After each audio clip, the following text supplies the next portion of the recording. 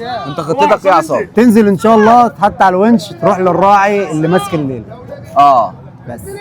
اللهم صل على النبي. انا شايف ان في جماهير قاعده تحت النهارده، بس ده الناس كلها بالحب بسم الله ما شاء الله. محافظه الدقهليه كلها موجوده النهارده يا جماعه. محافظه الدقهليه اهو النجم اهو، بص للكاميرا وقول انا نجم. صباح الفل يا باشا.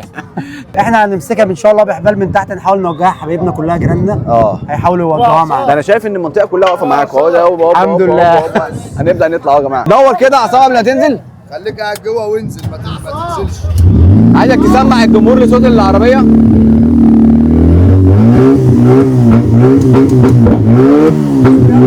ظبطت فيها ايه من ساعه المره اللي فاتت؟ ظبطنا طبعا شويه شغل في الكنترول بيك فيها، ظبطنا الكراسي، ظبطنا حاجه، طبعا الامكانيات على قدها بس بفضل الله كويسه. طب يلا بينا. يلا بينا. لا بخاف. يلا بينا نقول بسم الله. بسم الله الرحمن الرحيم. يلا عم اهو عم عيد، انت مصر كلها شايفاه، مصر كلها شايفاه وشاهده على اللي هو الراجل ده المسؤول عن انها ينزل العربيه. لو حصل لها حاجه ده اهو. انت ماضي؟ شغلتك. فرحه العيال الصغيره ان العربيه هتنزل، فدي فرحه كبيره قوي يعني. جماهير قد كده مستنيين العربيه تنزل من فوق من الدور الرابع. انت اللي هتنزل العربيه؟